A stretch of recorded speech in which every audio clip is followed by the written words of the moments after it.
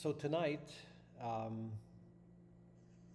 we don't have anything prepared other than a subject that we just decided on, and that is change and healthy change, positive change.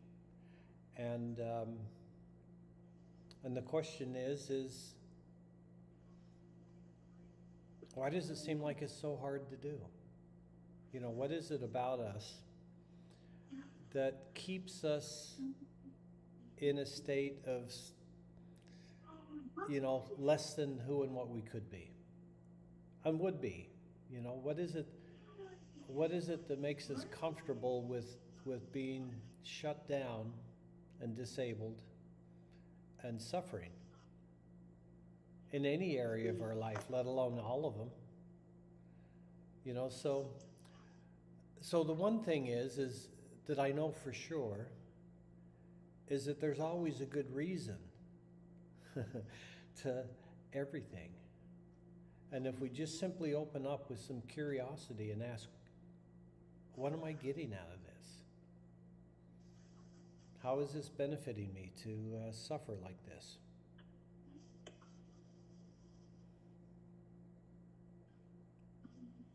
Then if you stay open to the transformation that comes, because what you'll find when you ask that question is that many reasons for being the way that they are fulfilled in just simply taking a look at them.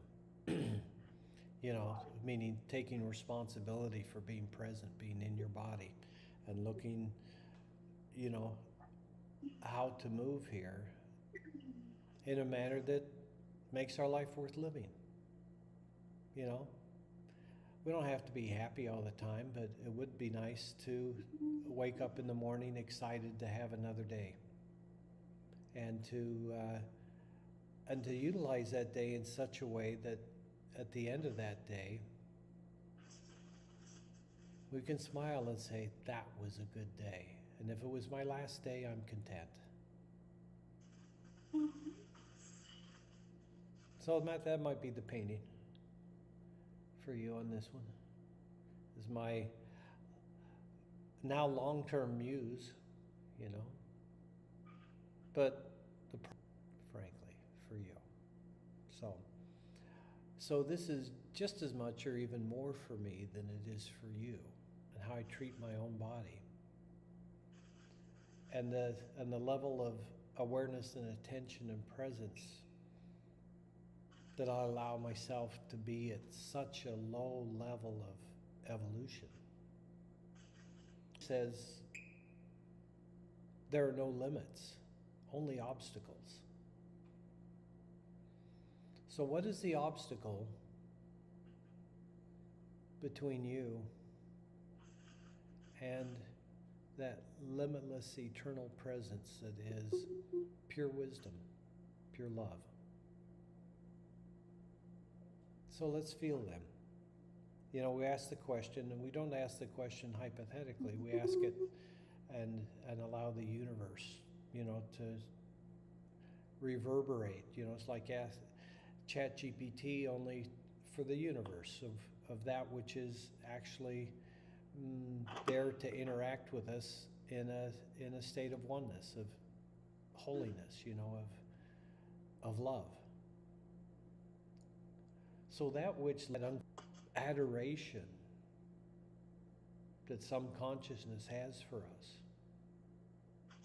that is where we should put our attention until we feel it.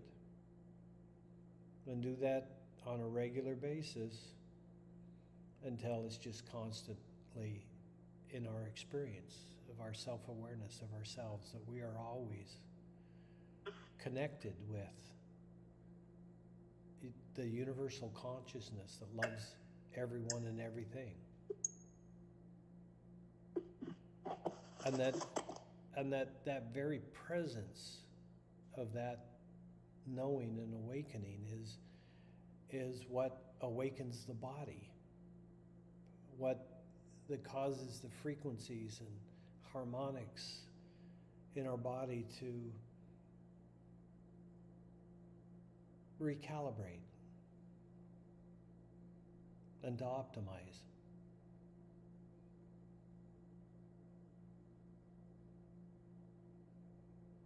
And how do we do it? We don't. We just ask the question and let it happen. You know, once you know that there is such a thing as unconditional love somewhere at some time, then it's available for you to access simply by putting your attention on it long enough. You know, it begins with you know, maybe a little glitter, a little spark, you know, a little flame far away. And the longer that you have your attention on the fact that you're observing a universal and eternal consciousness that has always loved you and always will. Yeah. You're giving that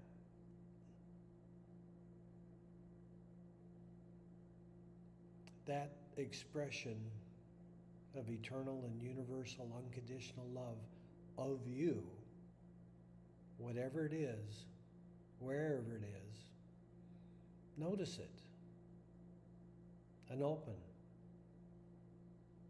to a deeper and even more beautiful connection. One where that becomes the primary input in your sense of self, in your consciousness, in your awareness of the world that you live in. You notice how every aspect of it is held in the hand of God. And I use that term God loosely.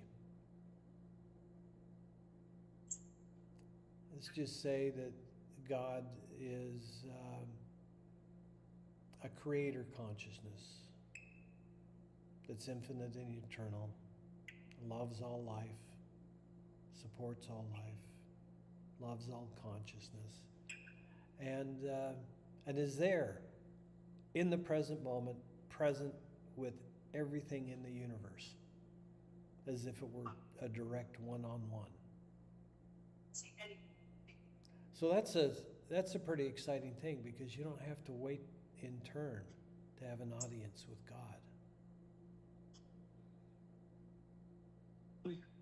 God is there in every cell of every body and in every atom of the universe, fully present, fully awake, in full power, in an unconditional love that is so overwhelming that it's scary to do more than a quick glance at it, because you know it's going to destroy you. What's the story of you? You know, because imagine how insignificant everything that has ever happened to you in this life would be.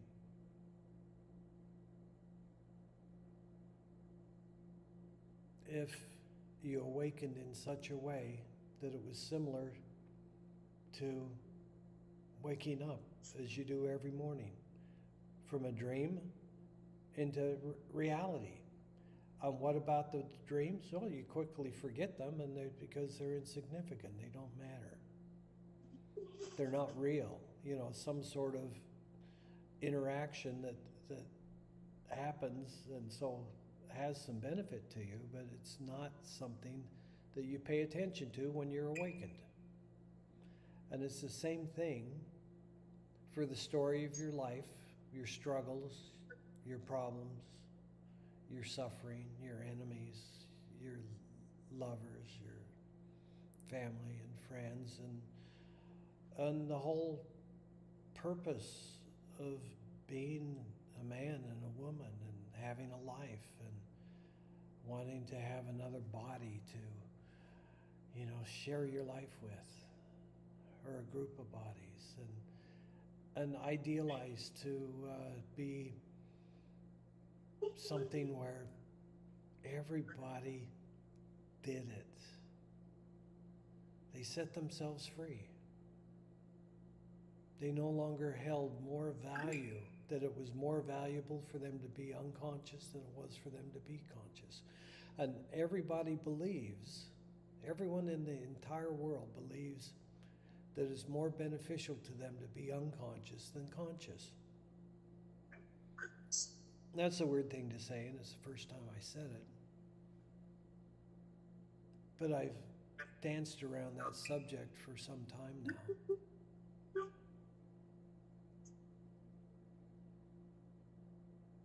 And it's something to look at for yourself, because everybody's had epiphanies. Everybody's had moments where a shift of realities occurred for them to where they were in a living dream, where they transformed, just like awakening from a dream into reality. You awaken from this reality to a transcendent one. And it's such a shift that it's just like waking from a night's sleep. The dream has nothing to do with what you're going to do that day. You're not going to sit at home and think about that and nothing else all day. You're going to live your life, because living a life is a job here. You know? It's something we all have to do, you know. If you can go to the bathroom by yourself, thank God. You don't need to configure life in such a way that you pay somebody to help you pee. And so you got a good start already. Nobody has to help you go pee. And there's potential blessings and curses in every attribute that there is about you, and what that causes you to think about yourself, who you are, what you are, why you're in the circumstances that you're in. But unfortunately, I think if we're being real with the person we're talking to, every one of us is just, or maybe it's just me, maybe everybody else is so delighted with being themselves as a constant, you know. I love this life. And really, I love it. I love my life. And so, with all the work I've done, I didn't get hit on the head by a frying pan for saying those words. You know, I allow myself access to contemplate and to open up and say, I'm open.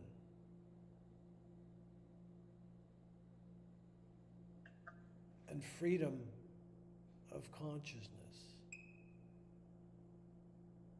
Freedom to be easily present in my body. Where it just, I feel good, I love the body, and the body's consciousness, all the different forms that takes, whatever it is just delighted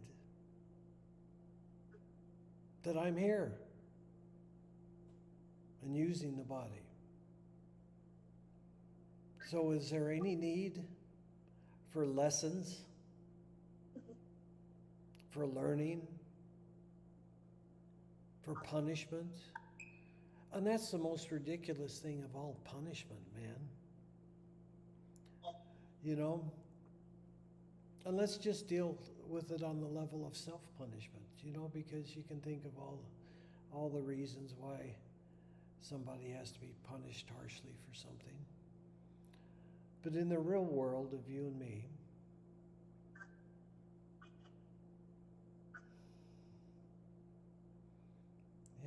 take a moment and relax.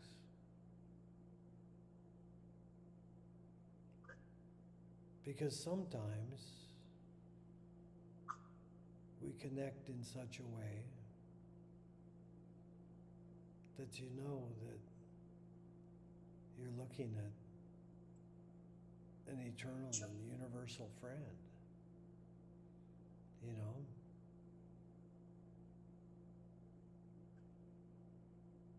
And when you can have that experience with one person,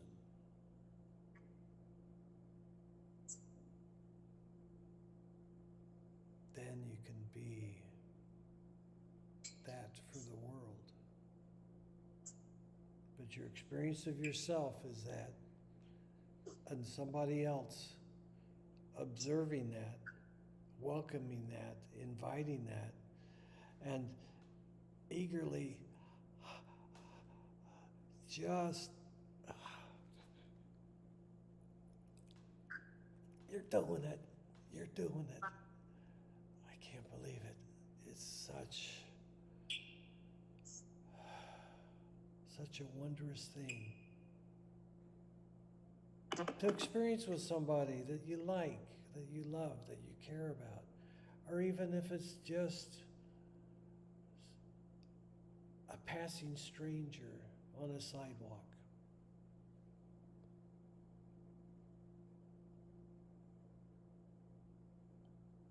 What if communication did require words?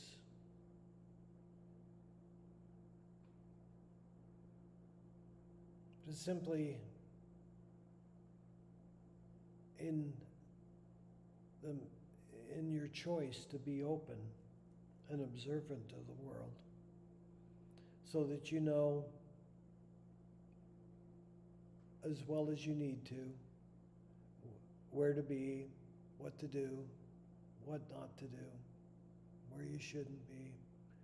You know, a map of reality for the person and circumstances that you have, you know, because you got to include the body's obligations to make money, support your kids.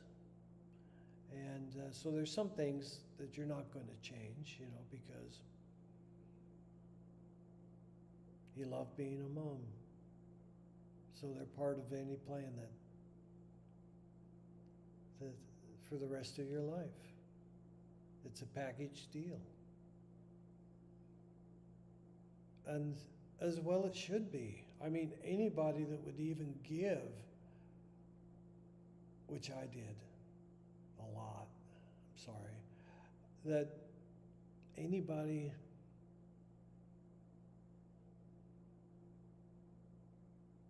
that isn't awake enough to be sharing a space that when you're together is peaceful, safe, interesting, sometimes even inspiring, sensual, and intellectually stimulating. So it's not the other person. It's you. It's me. And a beautiful girl in blue. So if there's nothing that anybody can do to you to fix you, and there isn't,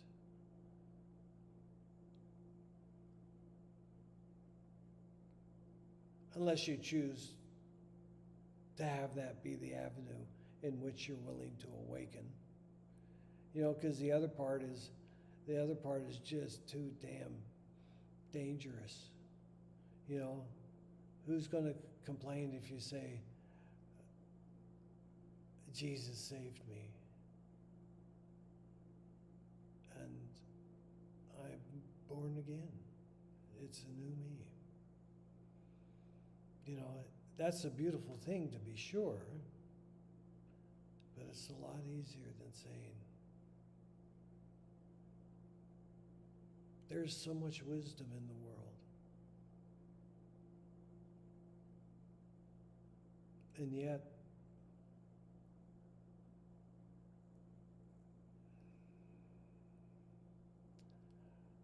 our world isn't governed by the wise.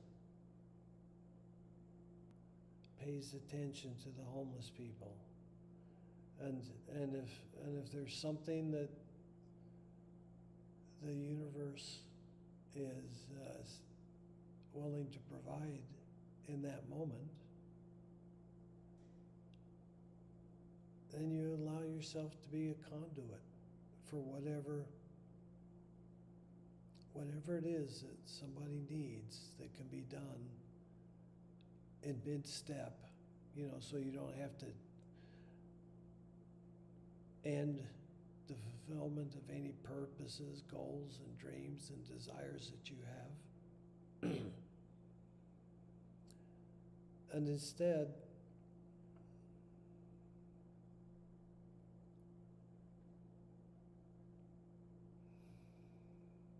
sorry, I got distracted.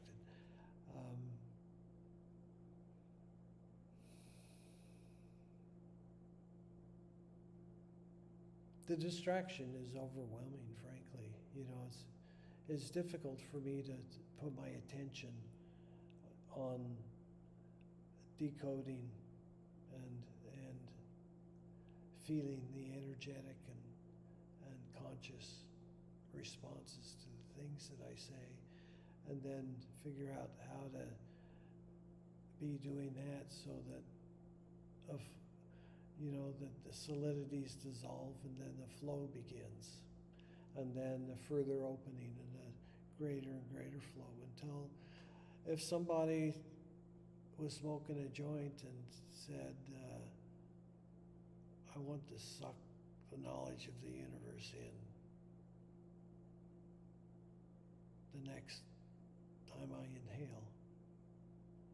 And if you were there and you were the unfiltered original Coke, Lili, then they would get it. Because the universal and the eternal, all of that and more, and everything that can be less than that too.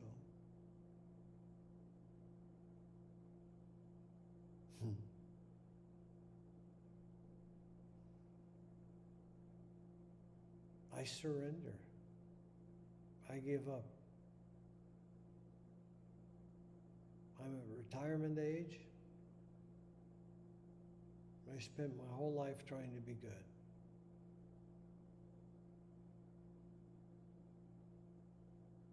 And failed.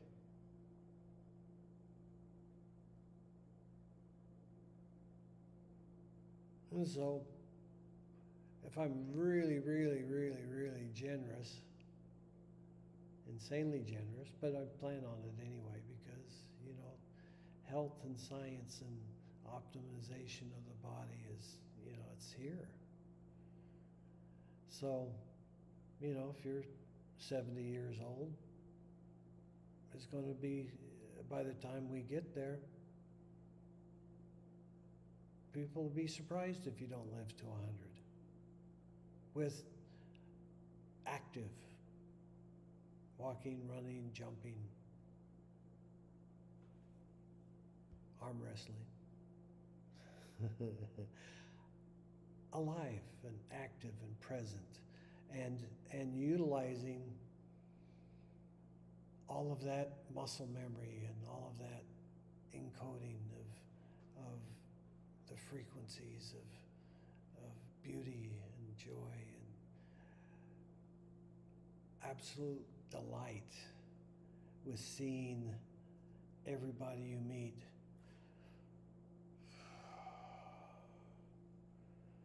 coming into their body,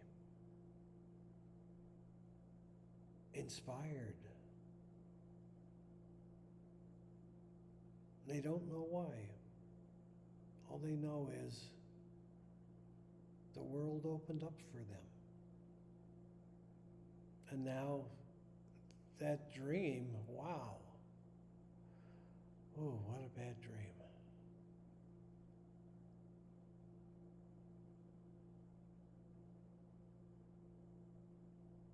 That realization, that experience,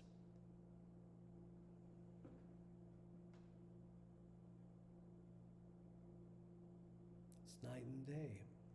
So that's why it's so scary to do it, to the point of, yeah, nobody does that. But wouldn't it be nice if somebody did? You know, what is it? What is it that a creator consciousness can be, a fully awakened and owned and operating all of the body functions, the brain? And there's no filters, you know. There's not so much information that you're just like you're high and you're watching 300 movies at the same time. No, it's a way where you're still aware of your humanity, your body, and it's not just that you feel love for everybody.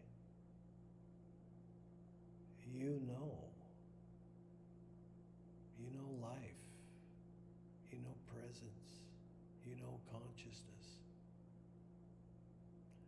you know with a love and a certainty and an honor, where each moment, each breath you take, each breath you take in as you inhale, when it comes out again, it's a blessing to the person you're with, to the surrounding circumstances, and out through the city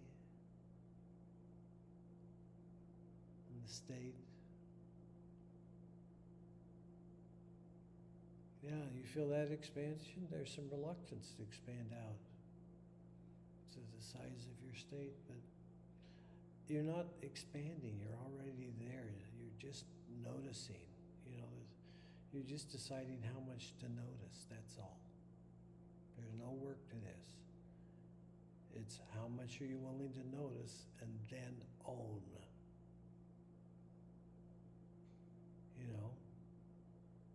Because, yeah, people take drugs to get high and find the ultimate truth.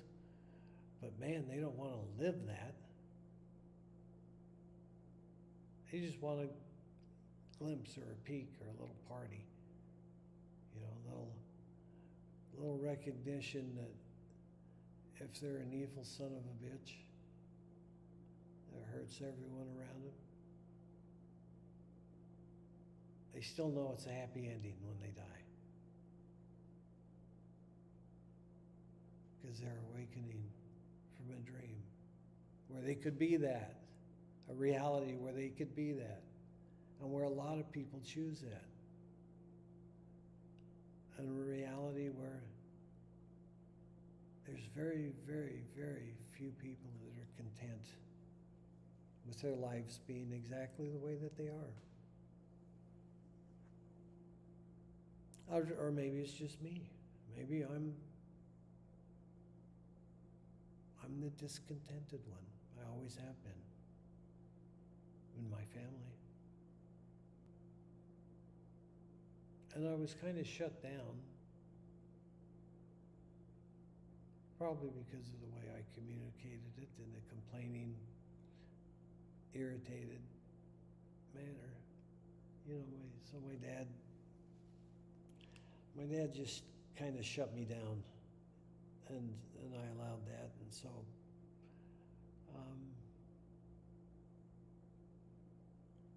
but all of those things like that happen to each one of us,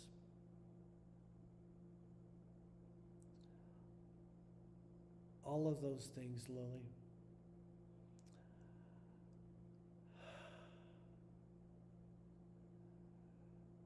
Just pay attention. Choose to be present in your body right now. And to give your awareness, I know it's difficult, but put your awareness on feeling the energetics and emotions of what it is to be you. You're self-evaluating right now. What is it to be you? What is it to be me? Okay, it's just like this.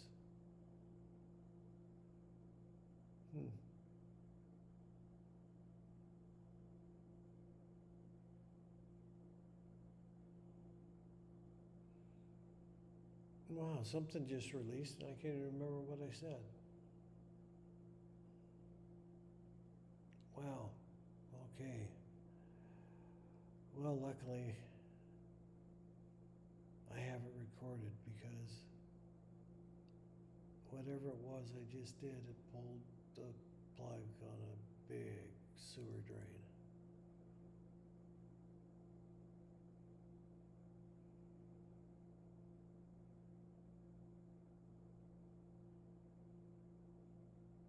Yeah, I never really integrated my shadow self. As much as I've looked at the dark side and felt it and worked with it in terms of educating myself as to what it is, I never took the opportunity of introducing my dark side to the dark side so that I could see it. So that I knew if I had to, that I could take whatever the correct action is in a dangerous situation or an abusive situation or a moral or key moment in life where 100% certainty and with it integrated through all your systems, all of your identity, all of your history. So that's what you're letting happen to you right now. You're allowing everything there is about you that exists in this moment. And we're talking about your body. Because without the body,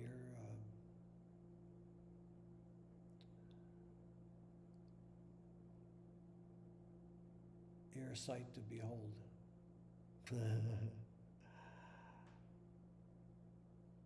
And I know that might sound a little confusing, but the inner beauty, that's what's attracting. That's what attracts. That's how you attract. So instead of giving glimpses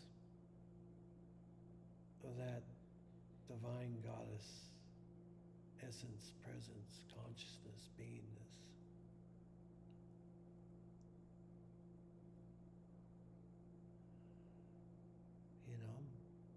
you're willing to wake up to it and take responsibility for no longer being a member of the collectively insanely unconscious club of humanity, currently with more than 8 billion members. So, say goodbye. Auf Wiedersehen, or whatever that is. Adios. Adios. Life of a manufactured identity that was exactly this. one who's speaking right now is the creation of innumerable inputs without proper guidance from whatever self is, whatever the consciousness that thinks it's a body is, you know. Is that what we are? You know, kind of seems like that.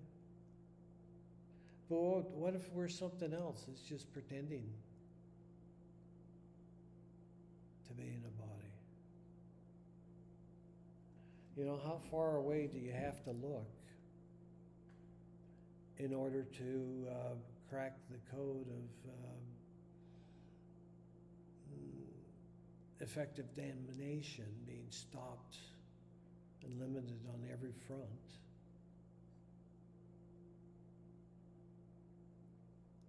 To, yea, though I walk through the valley of death, I will fear no evil, because evil can't be evil when the truth is manifest, unfiltered by identity.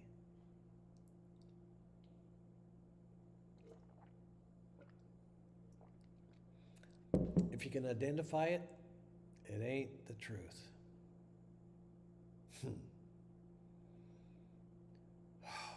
That makes it easy.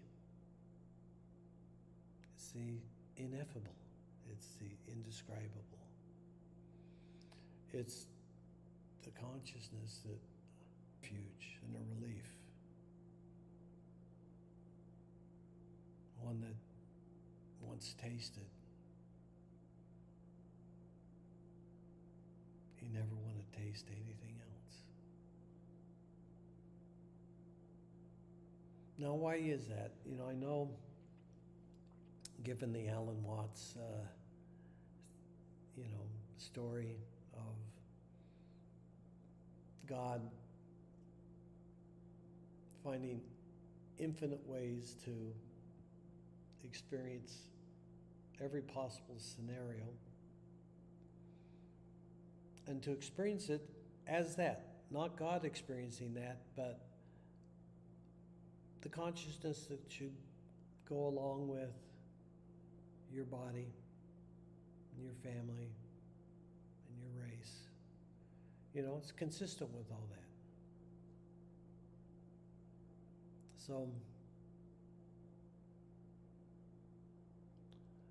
So that's the problem.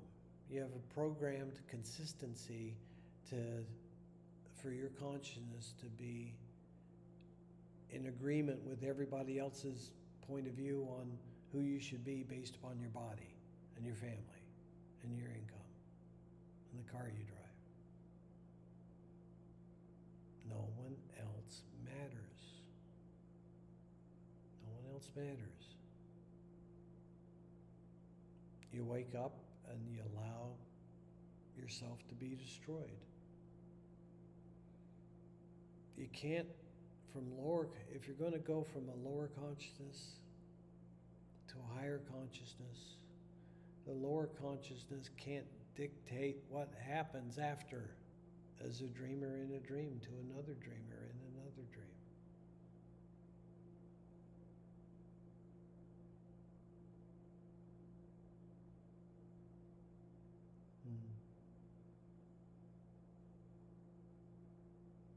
So what do we do then?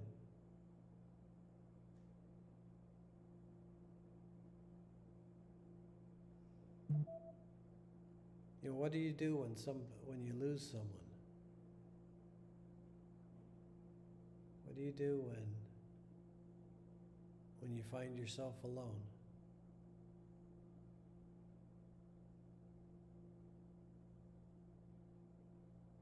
Well, thank God you find yourself alone. Because if you're not alone, how are you going to pay attention to what it is to be you, instead of being whipsawed around by needing to pay attention to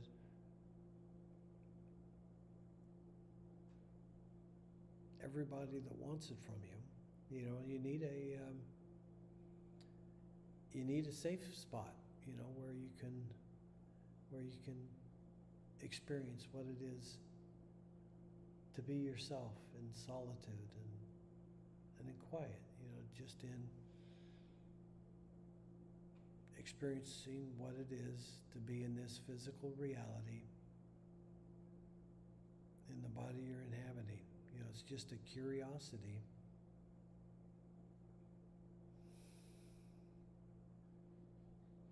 What is it to be me? And you feel it all. And in the feeling of it, you're taking a higher level of responsibility. And with that higher level of responsibility, you're allowing yourself to be more present here, more causative, because you need to be. If you're not just taking care of yourself, now you're taking care of other people also. Well,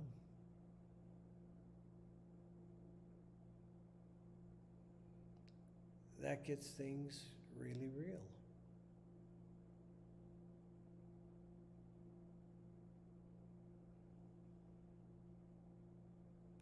So if you haven't already obligated yourself for a lifetime, which both of us have,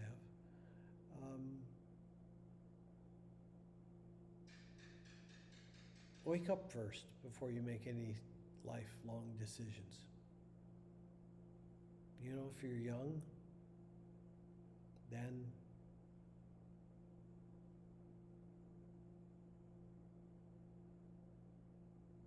be quiet, be still, and pay attention to what it is to be you. What does it feel like? What's your sense of self feel like? Now, you're not doing anything other than noticing that. You're not trying to figure out what other words to say. You're not figuring out how to inspire yourself. You're not trying to put in any dreams or desires or goals. You're just saying, here I am, and I'm paying attention.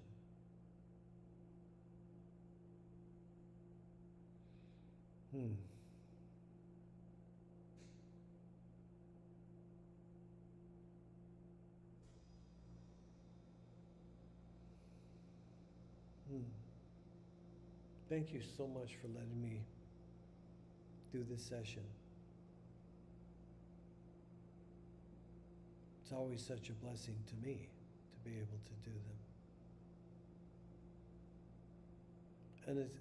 And especially to do one with somebody that I've had so many beautiful experiences with,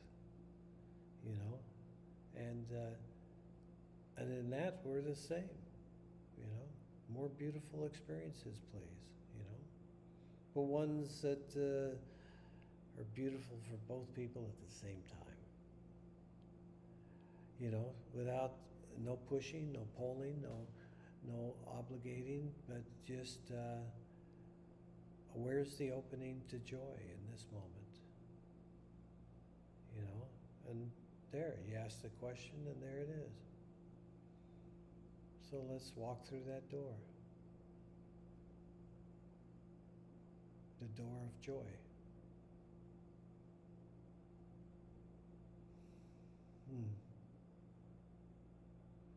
Well, what does that do to your experience of being you, walking through the door of joy?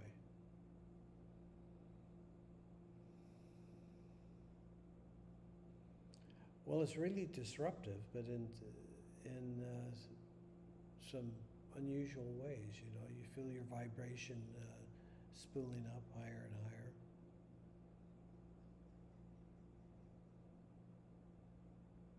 And you feel some degree of transmutation of things that are going on.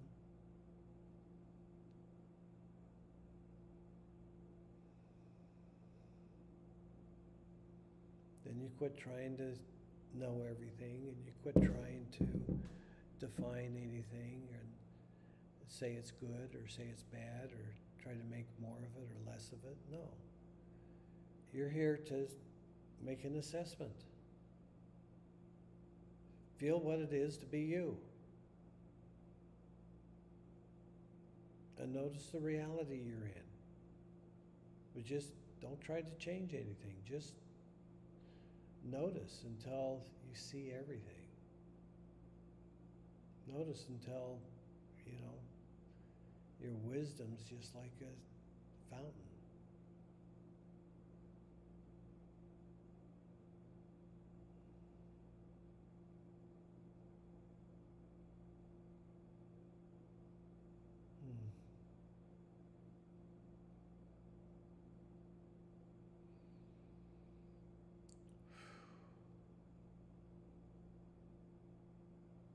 Well, that's a big one for me. Is it loud there? Is that why you're muted?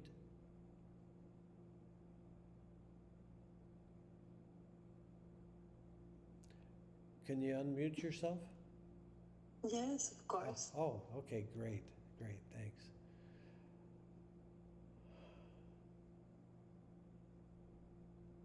I was having a lot of noise around. Pardon me? I was having a lot of noise around, so I gathered that. Yes, thank you for that. But once it's quiet again, it's nice to hear what's going on with you. And I don't know if you're paying attention the last couple of minutes, but there was a nice spot there that you'll want to revisit and go through like I did.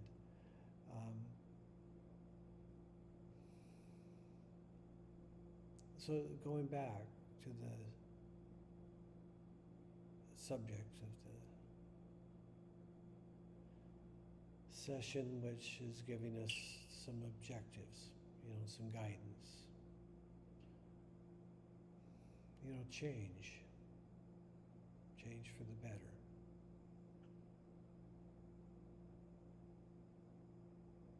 There's only one thing that matters, and that's how conscious you're allowing yourself to be. How self-aware, how much of your truth are you experiencing in that moment? It's opening and self-realizing more of that eternal and universal truth of you. That's what shifts reality here. Nothing else. Everything else is just continually fixing problems.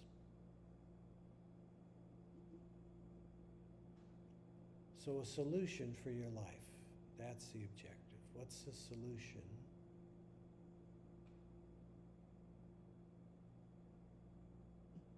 It's kind of trite and obvious to say that you're the solution.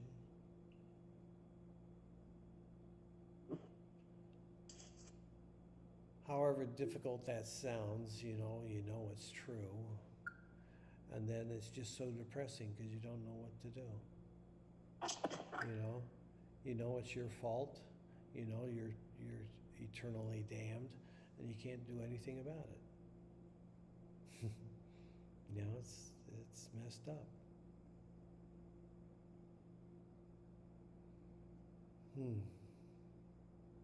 But once you say that, once you confront what's actually real and true, and say it and own it,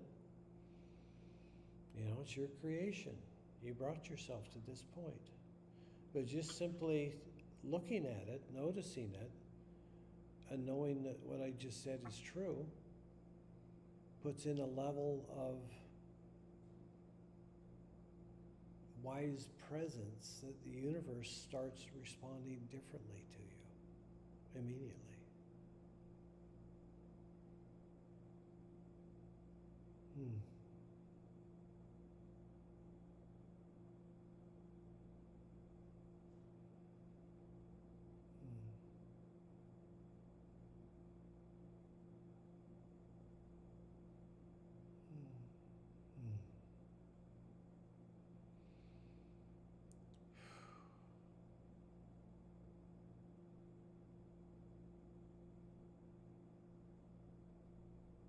Awakening can be instantaneous, but not if you're trying. The harder you try and the longer you try, the longer you wait in line to have Jesus save you from your sins.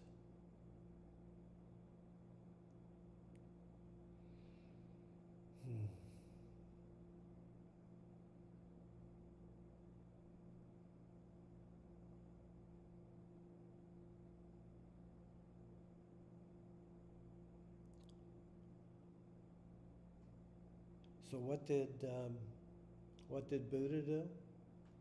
Buddha let go of everything and focused on experiencing things in such a way that reality clarified itself, and he knew. Same thing with Jesus. He had an experience of what it is to feel the love and power and universal essence and presence of God. There's a reference point for, a spiritual discussion.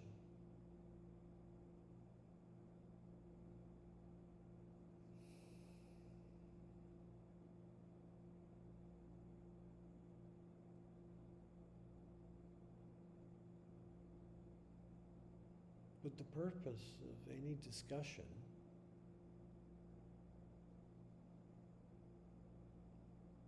is to accept responsibilities for the fact that you feel like you even need to have a discussion.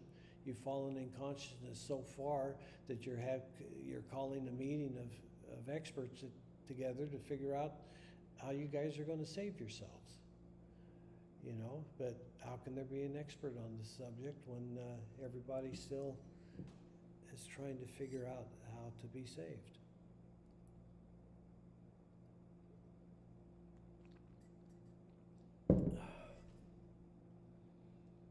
So that's us, trying to figure out how to be saved while knowing that we're doing it to ourselves. And that we know ourselves so little that we don't know how to change our mind. We don't know how to change direction. We don't know how to remember anything that's useful. I mean, here you are with a universe of experience throughout all space, time, and dimensions and realities.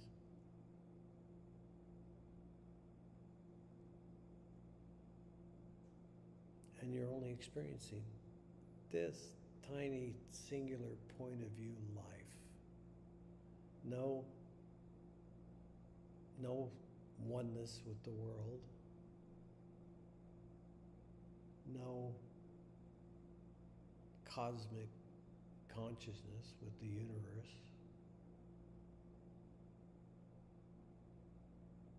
But again, I'm talking about it instead of saying what to do about it. So what do you do about it as you're lying there contemplating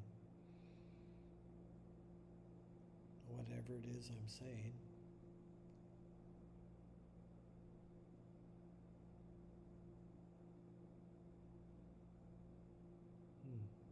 You feel it. And if it's stuck, you open more, so it can begin to flow.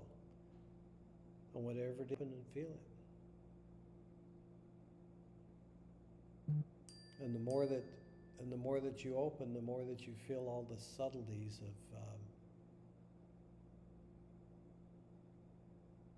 of life, of communication. You see in a more profound way why things are the way that they are. And so if you can observe reality, knowing in the experience of it why it's that way, then if that thing or person sincerely says, I want to change,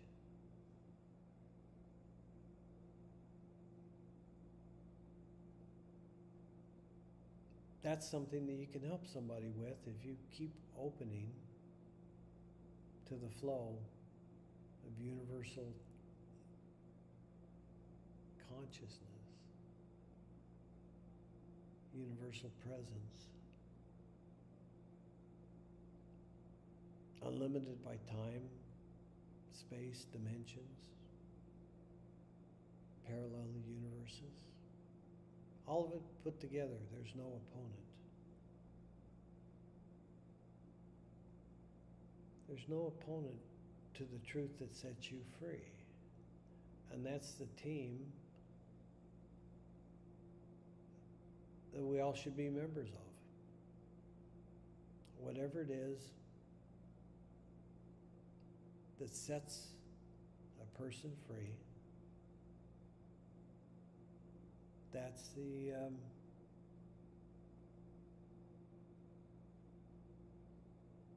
that's our inquiry. That's our goal.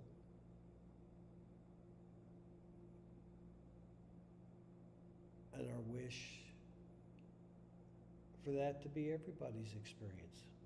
Anybody who says, truly, I'm done with my life as it has been, then it's time for me to wake up enough so that I can transition from a life of suffering into a life of service in such a way that is beautiful and inspiring to me to do that. I inspire myself to get up and move in a way that just delights me.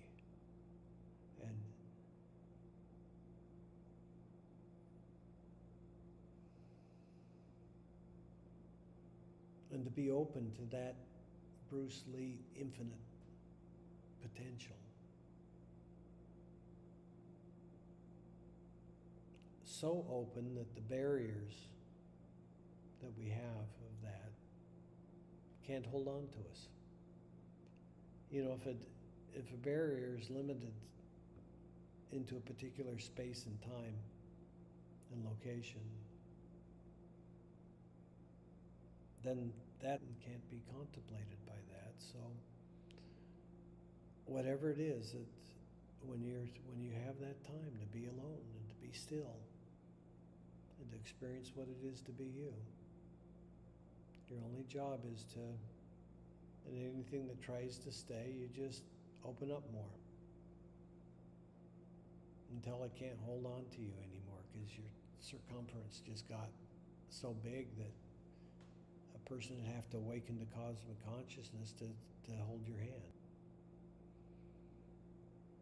Well, the contemplation of this is having quite an energetic effect on me.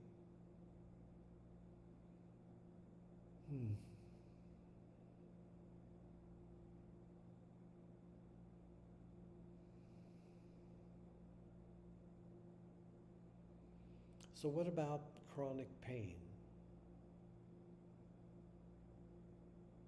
What about suffering from pain? I know I've talked to you about this before, but it hasn't resolved the problem yet, right? Okay, good. Just wanted to make sure that I know it's busy around you. I just wanted to know how much I had of your attention. Because I want you to have, if you're choosing that for yourself, I want to be there when by your own free will choice you choose to awaken from what you've been into the you that is more than worthy of any of the attributes of any of the goddesses of any religion. You know, just that's how humanity perceives you, at least that. You know, the problem with humanity and deity has been, I don't know how many examples there are of God coming here, and by the fact that some body became God conscious, because that's all we're talking about, right? It's just a body. God consciousness already is everywhere, but bodies are programmed in such a way not to experience that. And so if you just shift that programming, turn the polarity to the opposite polarity so that it unwinds, and now it might as well never have existed. So those decisions to make it impossible for you to be divinely realized and free here. Notice how the structure of all that is just dissolving away and falling apart.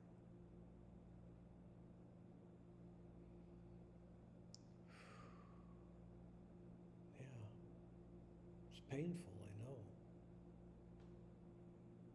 I can feel it.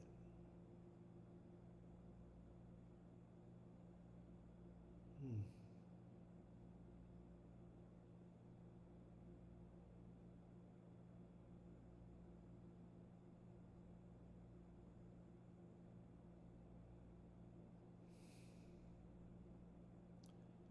Well, went to sleep, had a little nap. And now I'm awake to normal consciousness. Now let's look at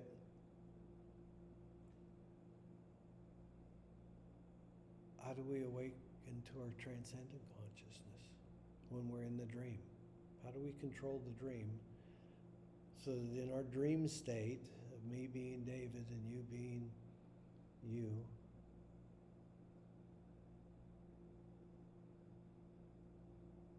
how do we reliably and consistently choose to awaken and be free whenever we choose to?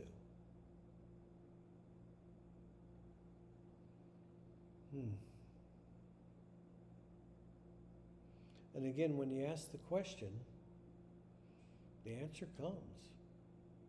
And if you're giving your attention to the energetics of and the shifts of reality, when you contemplate questions like this, then you know that, yeah, whenever it feels like it's getting stuck, that the remedy to that is to pay attention to it as you open. And in that opening, you're letting go of it. And so, but you're embracing it with your consciousness, and you're feeling it, and you're understanding it, and how it's configured, and why it exists, and why its attention was stuck on you.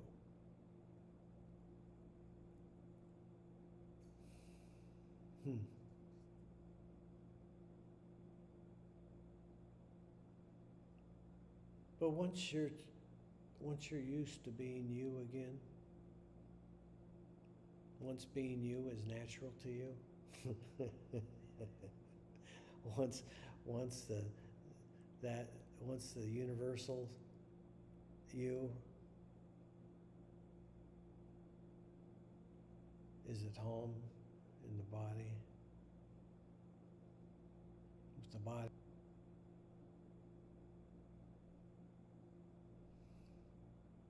a worthy temple for God consciousness to be comfortable being here. So that's the first step. Give yourself permission to allow the universe to reconfigure you, reprogram you, create a new script in how the body operates, how it maximizes its potentials of freedom, flexibility, strength, agility. It's just not the focus of existence, but it's just, my God, when you look at it, the body's perfect, too. You know, no strains, no stresses, no diseases. So I would suggest that we take a couple of minutes right now and just feel and stay open. And so whatever solidity that you feel, you know, you're embracing at the same time that you're backing off because you're opening more and more. You know, because you can't open to the universe and be stuck on anything. Because the more that you experience everything that there is, you know, you kind of innately know the solution to any problem that exists in any organism that is, you know, because when you're open to everything, then anything can happen through you. Oh, that's another good painting.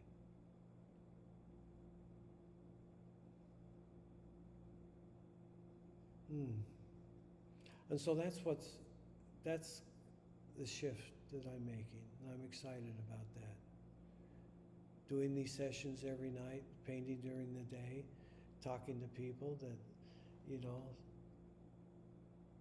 love what I'm doing and want to share it, you know, and that I can take care of my financial obligations by selling paintings. It's a beautiful, the whole thing's lovely, I think. And so in changing locations, yeah, I'm saying goodbye to, you know, my prison palace, which was a beautiful refuge. Yeah, I'm saying, okay, I am prepping for a new landing in which the new me, the awakened, self-realized, enlightened, wise master of the universe, that's where my body will be and will, you know, have an amazing